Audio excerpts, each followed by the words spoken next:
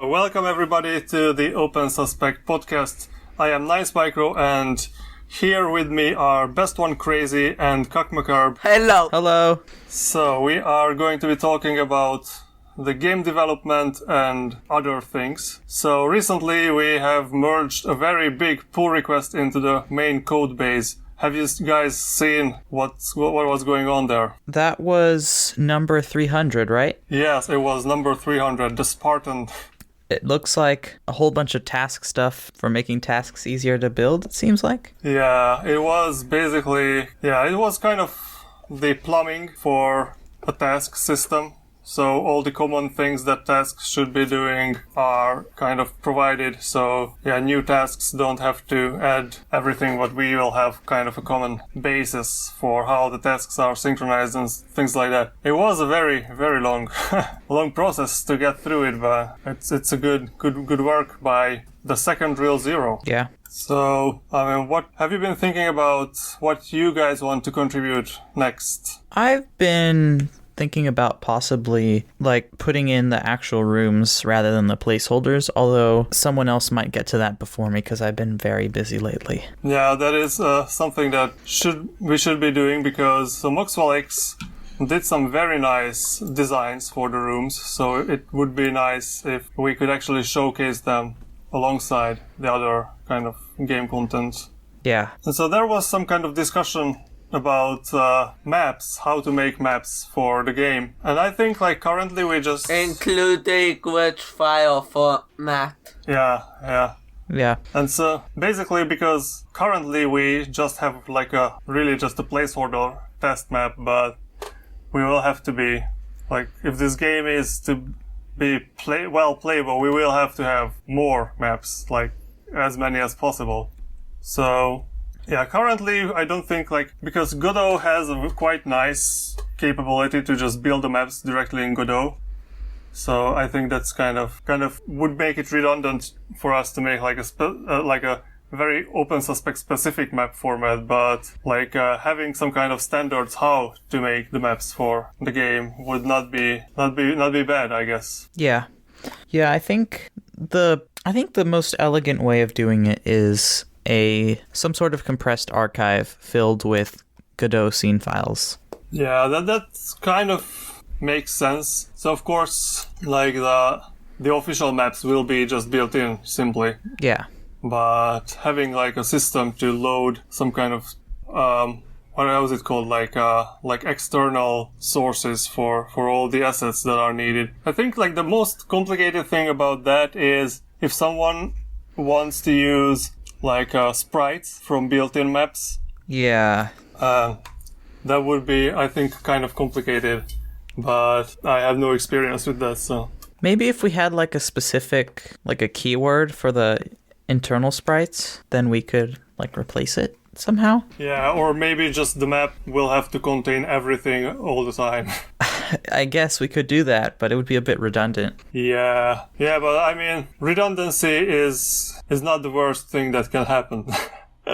So maybe coming up with a non-redundant way that can be just so difficult to debug that. So here's possibly a less redundant way of separate the characters and the map. The characters are already separated, actually. Good. Yeah, but what I mean is maybe, some kind of, the coffee table. You want to use the same type of coffee table on the external map or something like that. Next, I'll be trying to make a desktop environment thing. Based on OpenSuspect? I think it might be a GNOME theme based on Materia. Oh. And what desktop environment are you gonna do it for? First, GNOME. Okay. That one, I think GNOME themes can be used for many desktop environments, Budgie and Cinnamon, I guess. Because they're related. Just as long as it's based off GNOME, it could use GNOME themes.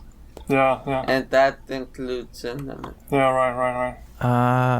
Makes sense. So I think it's because it's based on the GTK framework. like all the desktop environments that use GTK will be able to more or less use the themes. Orange MN6 made one for some window manager a few months ago. I don't remember which window manager it was. Isn't he like an i3 user? He switches a lot, I think. So I don't know.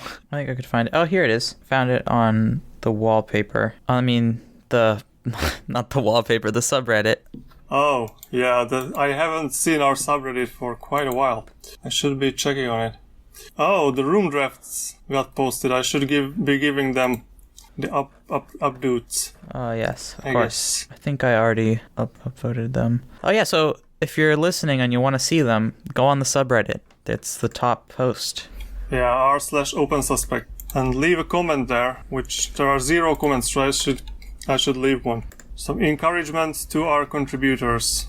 Yeah, so once we have a few more rooms than like the room design, then at least we will have, I think, like a more matured like design. Then, like based on that, making like a full desktop theme would be possible. Like some kind of the colors and some objects that are... It'd be cool if we could have a dynamic wallpaper where like the little people walk around the lab and... Yeah, that's also a nice idea. We should definitely do that for the background of the menus at the beginning of the game. Oh, yeah, just random characters walking around in one or two of the rooms. Yeah, that's a nice idea. I would give some additional character to the game. I don't know what's the trend in the modern game design for main menus. Neither do I. I don't think I've ever, no, not ever, but haven't played any new games recently, which means like in the last 8 years. Oh wow, that's a long time. Yeah, the last time I played a relatively new game was when Deus Ex Human Revolution came out. The only 2 menu screens I can think of right now are the Minecraft menu screen and the Among Us menu screen. And how do they look like? The Minecraft screen is the Minecraft logo and some buttons, and then the background is like a 360-degree image from the game that slowly rotates. Yeah, that makes sense. Yeah, and the Among Us one is space with like little crewmates floating around. Oh, yeah. Because like the game I played most in my life is StarCraft, the original StarCraft. And like the original StarCraft menu is just some kind of dynamic images of space overlaid with icons and text. So it itself has nothing to do with how the game looks. It just gives you some kind of idea that, okay, so this is a game about space. But well, that game came out in 1998? A long time ago. Yeah, and like it's still red hot. I mean, well, not all over the world, but just a few years back I was at a StarCraft tournament, and at the finals there were at least like 400 or 500 people watching live at like an outside stadium. But that's Korea for you. Is this? Hang on. I think I don't know.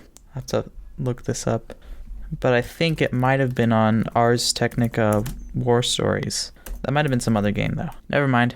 Different game. And so there was like even a StarCraft League last year, but it was offline, or I mean like fully online. So there was no like audience present. But yeah, they made like a supercut after the finals from the previous years, and there is one like few seconds where you can see me there.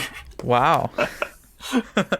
It's pretty impressive that the game has managed to still be played for so long. Hello, I got backstabbed by my computer. Hate it when that happens. Hello. Oh. Hello again. You're back? Yeah, all the electronic equipment around me seems to be malfunctioning recently. Oh. Am I secretly an electric eel frying all the electronics around me?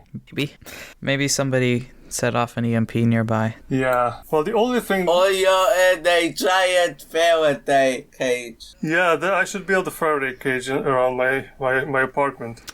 The only thing it's unaffected is my phone. That's a good idea. Which is very suspicious. Maybe I am under surveillance. Well, if you did build a Faraday cage around your house, then at least the 5G wouldn't be able to control your mind. Yeah, that makes sense. That's funny. Hopefully we can make OpenSuspect as a notorious game as StarCraft, so it will be played by our children and their children too. Yes, absolutely. What really amazes me is that Blizzard is still like milking StarCraft dry for cash. Yeah, that's... I mean, companies always milk. I mean, look at Disney and Mickey Mouse. Mickey's never going into the public domain. Never. Maybe this time he will. He's supposed to expire in 2024. We'll see. Otherwise, if Disney keeps lobbying... Yeah, but only the version that was created then. That's true, but that does mean that the character itself will also... It'll be like Sherlock Holmes, which is in a weird situation because some of the books are in the public domain and some of them are not. Yeah. Yes, because again, Mickey Mouse will not be... even if Steamboat Willie is in the public domain, Mickey Mouse is still a trademark, in which if Disney can always renew a trademark. Yeah, so we cannot call it Mickey Mouse if we copy it. Yeah, it'll be weird. A very odd situation.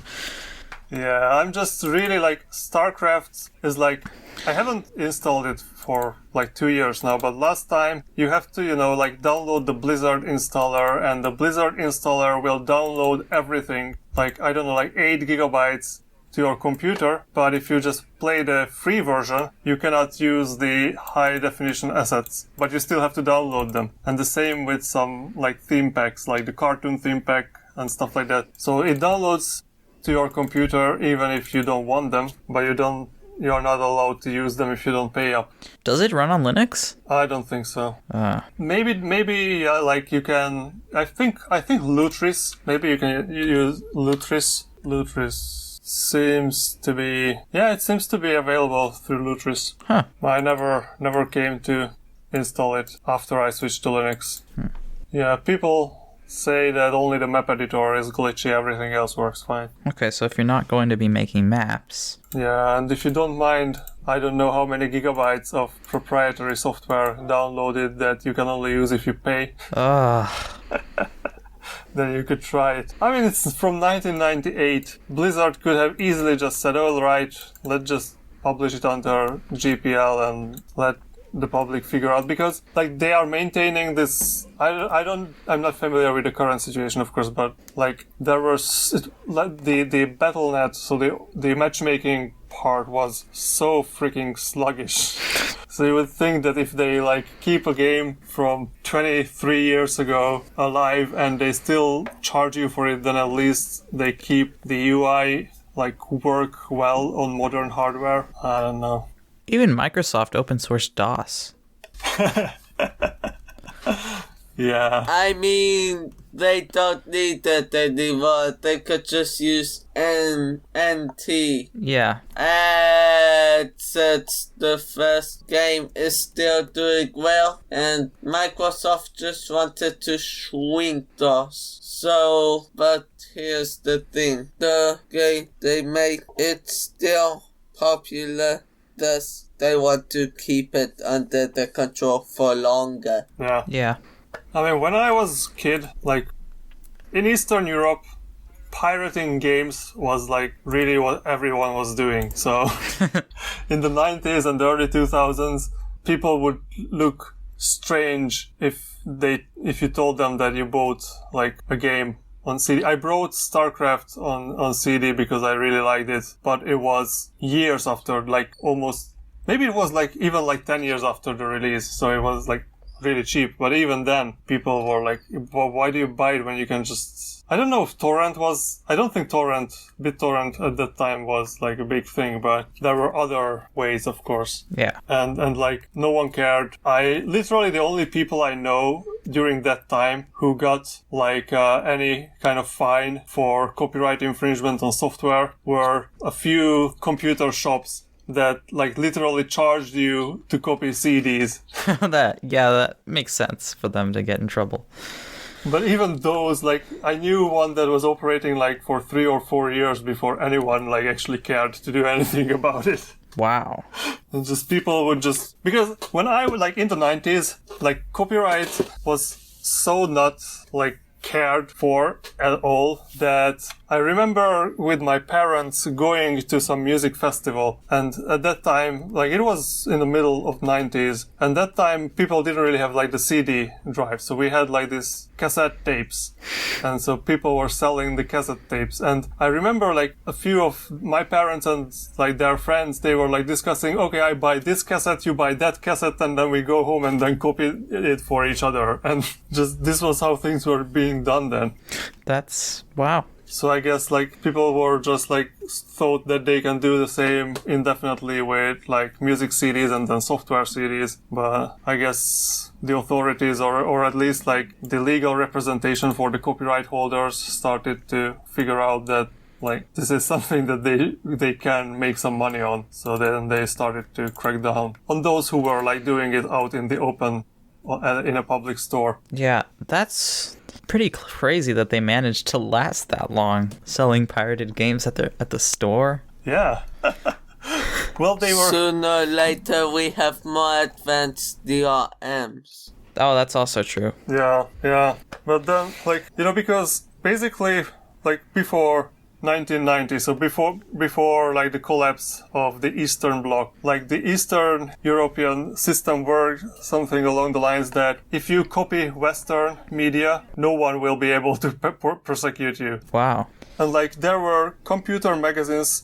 Well, it was before I was like born, but in the 80s I read about like there were computer magazines that would just literally just give out pirated copies of like American or just Western software in general. Oh my god.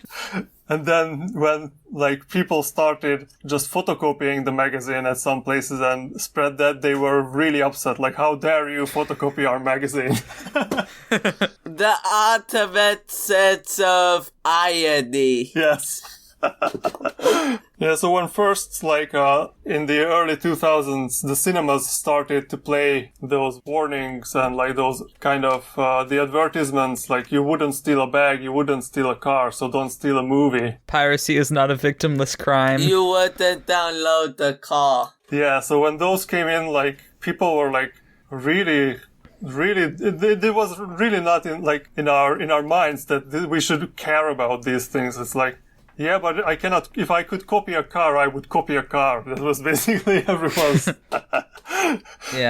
attitude. Yeah, copyright's. Yeah, copyright's a bit extreme. Yeah, it's a weird concept with a lot of arbitrary restrictions. Yeah, I get why you would want some protection, but like 100 years after the author's death is a really long time. Or maybe it's 70, I don't know. It's still a long time. Yeah, and like the exceptions for corporations is just... Yeah, every time... blows one's mind. Every time the copyright's about to expire on Mickey Mouse, Disney just goes and lobbies for a longer copyright period. And they get it. Yeah, and like in general, because the copyright is owned by a company... Lobbying is only good when there's businesses doing both sides. However, companies only doing one side. Yeah.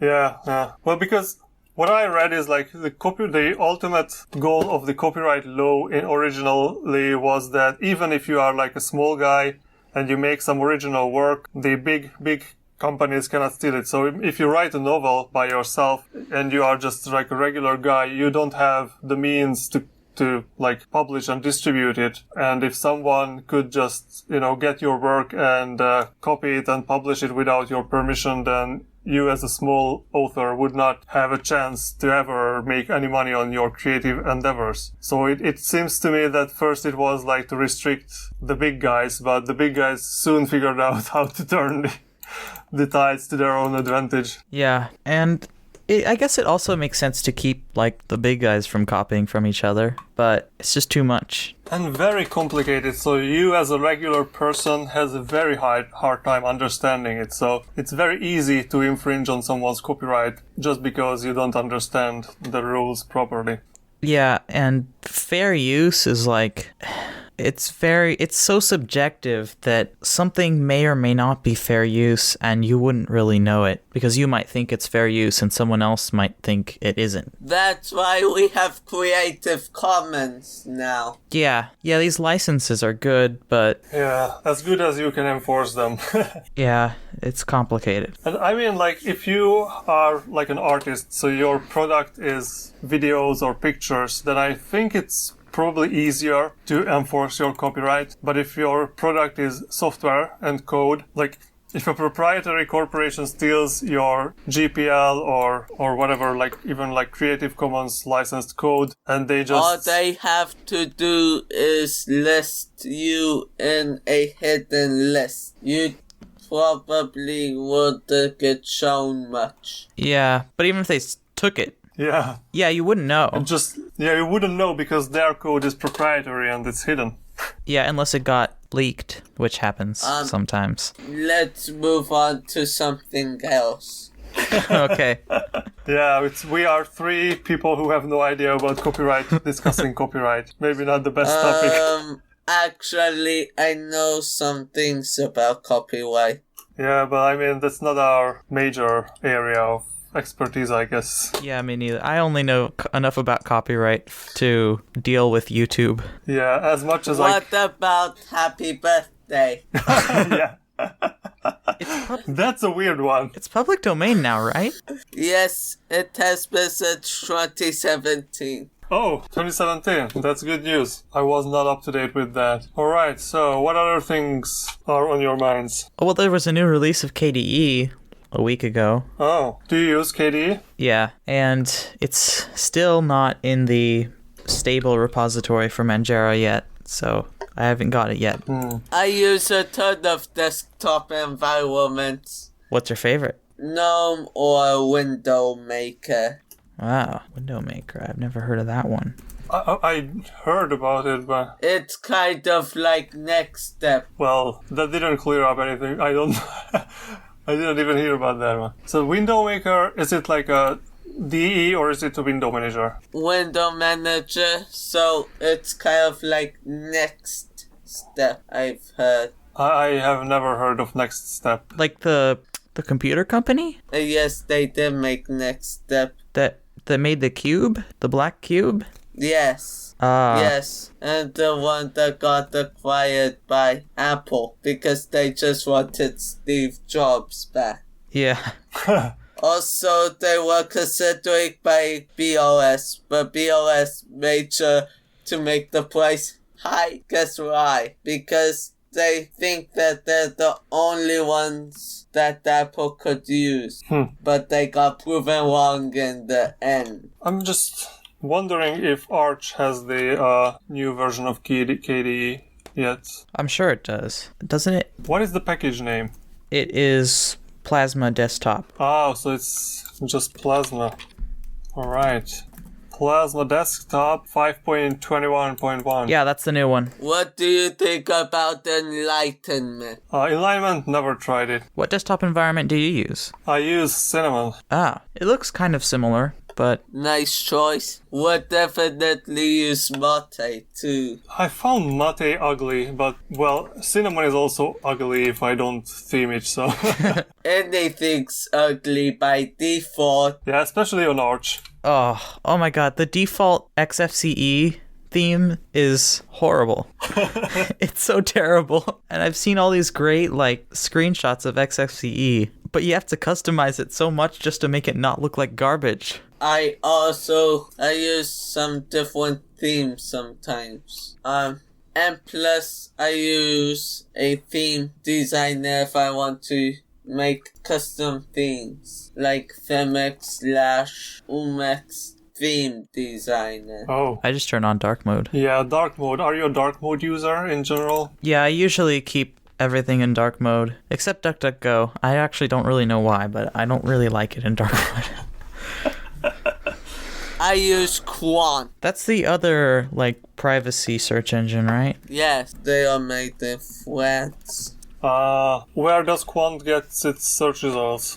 all of this stuff is in French.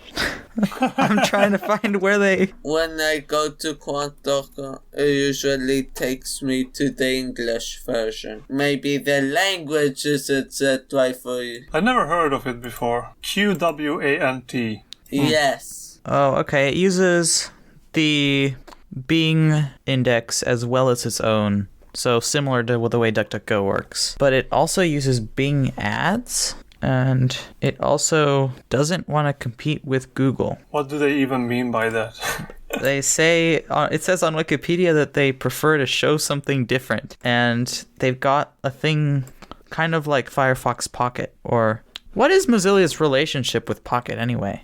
Because it's like always I have no clue. On Firefox. I'm like, did they make it? They own Pocket. They do? Did they buy it? I'm not sure. So it says on the Mozilla website that it's made by them, and it's been integrated with Firefox for a long time, so I guess they made it.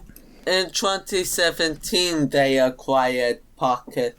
Huh, but it's been in Firefox before then. I have no clue. I mean, I'm just trying to find Pocket in my Firefox right now, and I don't even know where to look. I have it hidden, so I don't know where it usually is. It's included the new tab in the address bar. Maybe I turned it off. Is it possible to turn it off? I think you can. Oh, here it is. Mine is in the three dots in the URL bar. There's a button that says Save Page to Pocket. It says you can go to About Config and disable it in there. Maybe that's what I did. I'm going to do that right now. I didn't know you could do that. Browser.newtabpage.activity-stream.section.highlights.include Pocket false. So I guess that I turned it off. Oh, okay. Yeah, there are these kind of things that I just change some settings sometime and then I just forget that it even existed. Yeah, that happens to me in Blender. They added this little menu that they basically copied from Maya, and I never use it. And sometimes I accidentally press the hotkey for it, and I remember, oh right, it's got this thing. So Blender, I don't know. Do they do it still like that? I haven't used Blender for a few months, but. I have a setup, I have 2 monitors, and I have a setup for video editing with 2 monitors, which I saved. And every time a new version comes in, I have to copy my default setting because they always make a new setting folder in each version. Usually, when their new version comes out, for me, there's a button on the splash screen that says load settings from the last version. And then you can... Maybe I was ignoring that. Then you can press that button, and it'll put all your settings how they should be. Yeah, maybe I just haven't seen... I just remember that I got very frustrated. Why isn't it following my template? And then I already forgot where my template was saved, so I had to find it. I hate that where your settings are stored is not consistent. I know it's worse on other operating systems, but it's still... Is it in a dot file in your home folder, or is it going to be under .local/share? You never know. Yeah, and I don't understand why are they still using the dot files in your home directory. That's just super crowded. Yeah, I don't know. I mean, on Windows, I really got used to just always showing hidden files. But you cannot do that on Linux. Yeah, me too. But on Windows, I was trying to find some settings for VS Code on my Windows partition, and it took me a long time to figure out where it was. It wasn't very easy. And then, apparently just copying the files over doesn't actually update the settings for some reason. And so I had to end up manually setting them anyway. Oh my. Microsoft is the best. Yeah, they really are. I mean, the Windows 10 is such a headache. Before I switched to Linux, I used Windows 10 on my home computer and I was kind of whatever. I was okay with it, but now I use Windows 10 at work, so that's what's in the offices. And because I'm not dealing with it like the kind of advanced things, I don't really need to deal with it. And yesterday I wanted to show one of my colleagues how to override the MAC address of the network adapter. I know how I did that a few times for several reasons on their Windows, and just Windows 10, just finding the exact window, I don't know, man. If you just, because in previous versions you could just right click on the tray icon for the network and just find it. But now you have to specifically go to the control panel, which is kind of hidden now.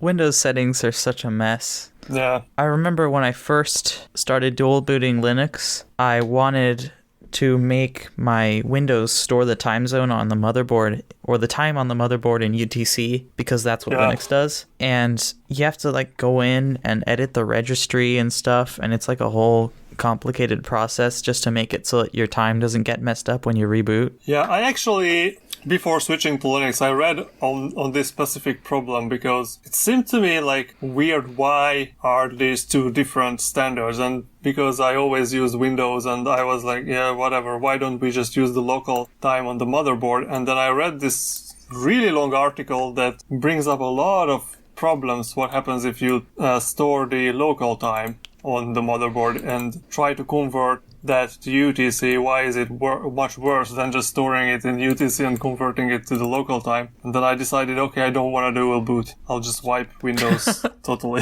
Fortunately, I still have to use Windows sometimes. It's terrible that we have to depend on such a terrible, really bad operating system. Yeah. Well, I just, luckily at home, when I do my home stuff, I just do whatever I want. And when I have to do something, I do it on the office computer, where just whatever software they want me to use is just there. So yeah, that seems reasonable. But if I was a student using Linux, that would be a different story, I guess. I mean, I manage, but we have to use Zoom, and luckily Zoom does have official native Linux support, and they have a whole bunch of different package formats on their website, which is really nice, but it's kind of buggy. And it's just the worst in every conceivable terms. I mean, they're not, I'm not saying I like the product even if it did work, just because they kind of do some censorship stuff I saw on the news, and then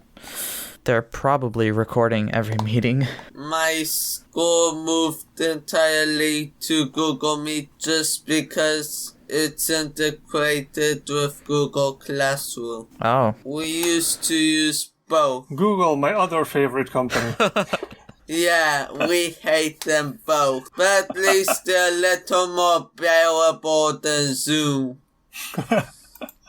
My school's kind of a mess when it comes to homework resources and where stuff is, because we've got they've got a system set up where it's a school website that you can log into and all of your assignments are there and stuff. But some teachers use Google Classroom, and some teachers use OneNote, and some teachers just have you email them the stuff. It's a complete mess. Wow. Yeah, no one was prepared for this, and it looks just like that. Yeah. But I mean, I cannot imagine if the same kind of situation happened, 20 years ago in 2001 when I was in school, primary school. What the hell? How the hell would they have dealt with a pandemic? Would they send you big envelopes with stuff? I guess. Or maybe they just have to cancel school for 2 years. Yeah. Good thing it happened last year and not 20 years ago, because it could have been a lot worse. Yeah, at least in most of the developed countries, everyone has internet, so. Yeah. And so do you also take exams online? Yeah, it's kind of strange, I guess. It's weird because they make us sign a thing that says we're not going to cheat, but they have no way of knowing, unless they use Proctoria, which is evil. but otherwise, they have no way of knowing if you're just looking everything up. And it's very strange. But you have to keep your camera on during the exam, right? Usually, although sometimes it's a take-home quiz, which is also, it's really bizarre. Personally, I think that just because the way things are in general, there are a lot of things. So at the university that I am working at, basically they just make you take the exam with the cameras on. And I heard the professors are very much complaining a lot that, how do we really test the knowledge of the students this way? But I mean, it's like in the real world when you are working, you have the internet and you can look up things there too. And if you are not like, if you know how to search for things, that's almost as good if you know everything by heart. And sometimes even better, because if you are working on the cutting edge of things, then maybe your knowledge gets outdated in 1 or 2 years anyways. So. Yeah. Like, there are these memes where, like, programming is basically copying, pasting from Stack Overflow. But, like, other fields, I mean... I think it's true anywhere. It's just, it applies a lot to programming because stuff changes so much. Yeah. Like, I found out about the Web Fetch API almost 2 years ago. I was very glad to dump jQuery, but like if I had just kept applying knowledge, I would never have found out about that. Yeah, it's like, alright, of course, like basic scientific principles don't change, but unless you are working in like a very narrow and specific field, it's kind of impossible to keep all the things you have to know in your head anyways.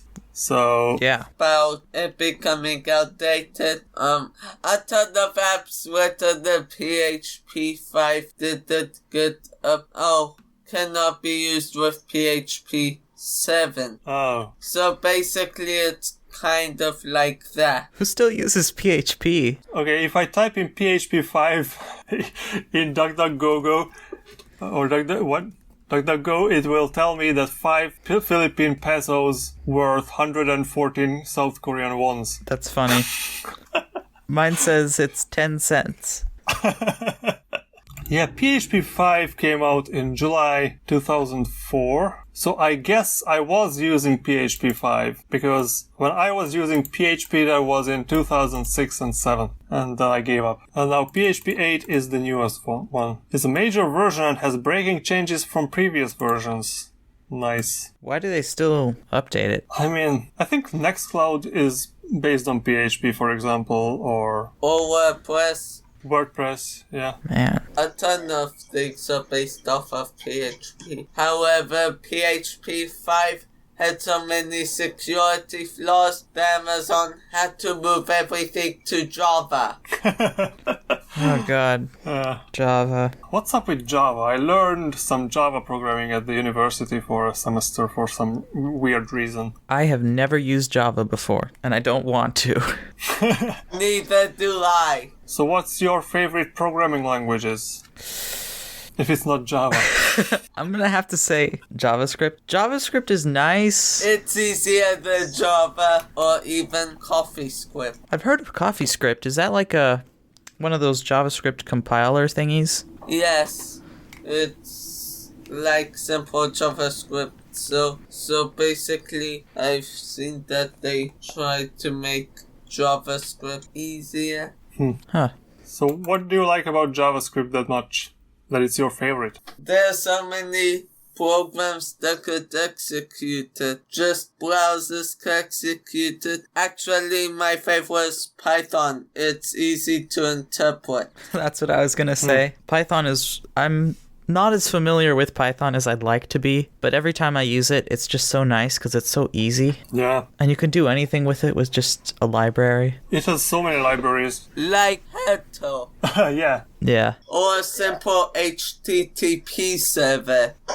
Or even an IRC server made with it. There's so many possibilities. There's even some frameworks based on it, like Django. Yeah. Python is a very versatile and useful language. Yeah, I first heard of Python, I think, either in high school or right after high school. And so I studied Pascal. When I was in high school, we learned programming in Pascal, which is a very old language, and I learned a little C. But when I saw Python, I was like, what is up with the indentation? Why don't you just have some character to signify the start and end of blocks? I was like, this is stupid, so I didn't use that.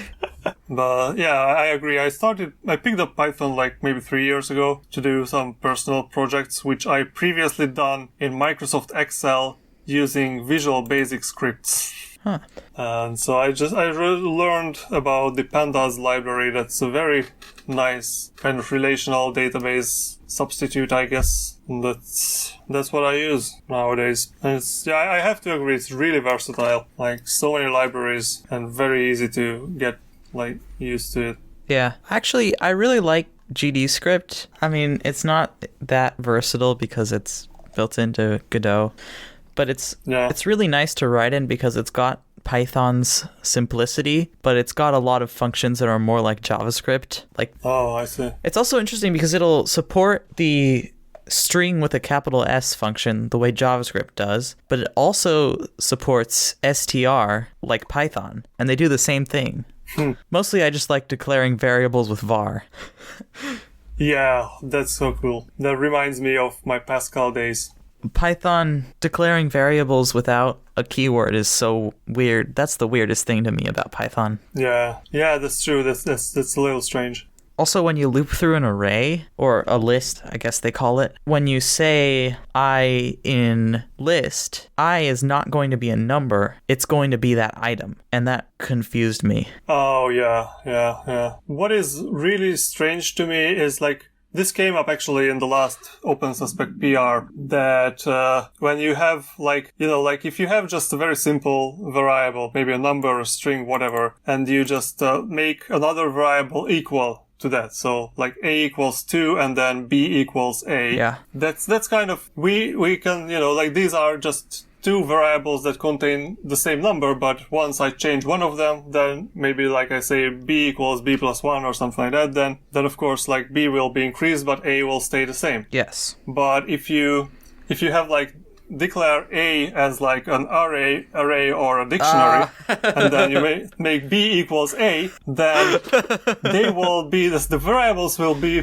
pointing to the same dictionary. So if you change an element inside the dictionary or in B, then it will be changed in A too. But if you tell B like just to assign a different dictionary to it, then of course these will be disconnected from each other. And that can, if you are not careful thinking about this all the time, then some very weird things can happen.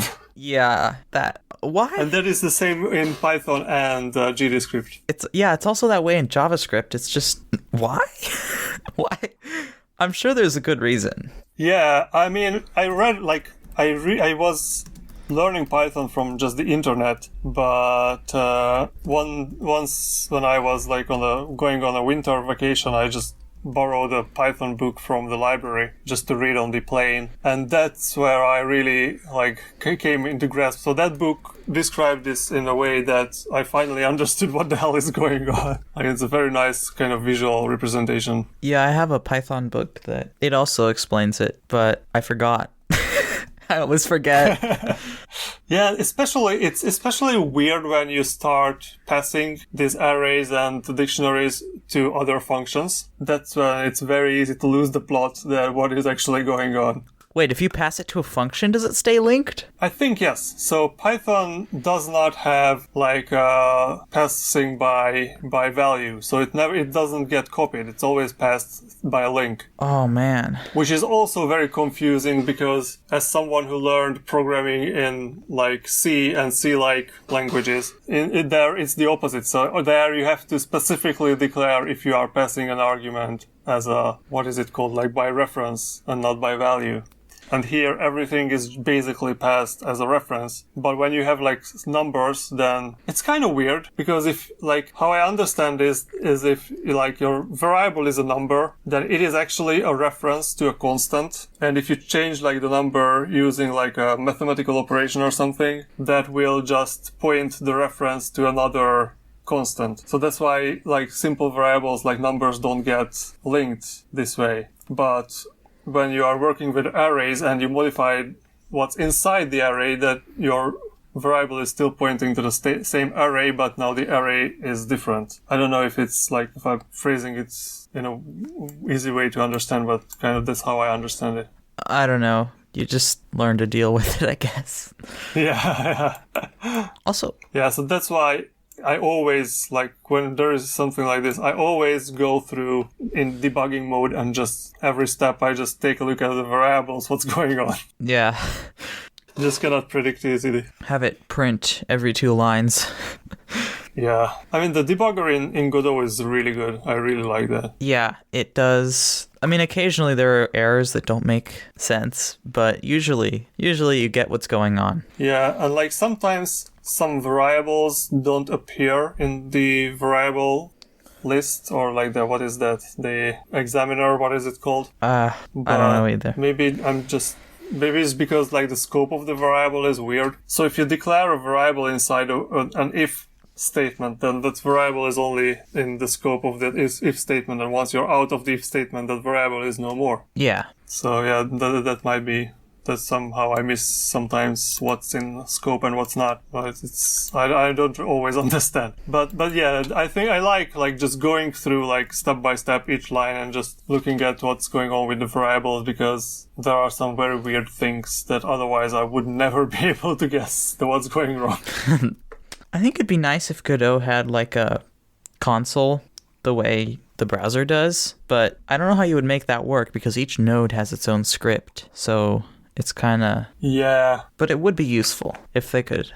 And it's always like a mystery, like in what order will the scripts be executed. So yeah, especially in a project like OpenSuspect, we have so many different scripts, like 7 or 8 auto-load scripts, and then whatever is in the current scene. Yeah. And sometimes I just like go through like step by step, and I'm just wondering where the hell are we coming from and where the hell are we going. We need to make like a flowchart of all of the scripts and their connections. I mean, it'd be really hard. Yeah. There's just so much. I did that for like joining and starting the game for like to optimize the customization synchronizations. But so just by looking at the code, I was unable to do the flowchart. So I literally had to step through the debugger and see like what is the order of things, because the order of things was very important to do things in the right order. So the variable, when you need that, is already there. It's been already synced. Yeah, it's slightly confusing. Yeah. Alright, I think like we will probably have about 45 or 1 hour, minutes or 1 hour worth of content out of this. Yeah, we better. So maybe we've been talking for so long. Yeah. Well, once we cut out the silences and and my random disconnects, then it will be a little shorter. But yeah, but this will just certainly make a good first episode. Yeah, so I guess let's say goodbye to our future listeners then. Bye. Okay. Bye. Thank you for listening to the podcast, and if you have any topic suggestions, then leave it somewhere where we will read it, I guess. Oh no, we forgot to mention the forum. Yeah, subreddits, comments. We have the forum. Yeah, Orange told us. We have a new forum. He told us to mention the forum, and we completely forgot. Yeah. Go on the forum. It's forum.opensuspect.com. Yeah, forum.opensuspect.com. And even though forums are maybe a little outdated now, but we will bring them back to... Yes. We will single-handedly revive the forum. Yes. Yeah, and also follow me on Mastodon. Follow me on Mastodon. I don't have a Mastodon, but subscribe to me on YouTube. You should make a Mastodon account. We need to take over the world with Mastodon. Okay, I'll do it soon. And PeerTube.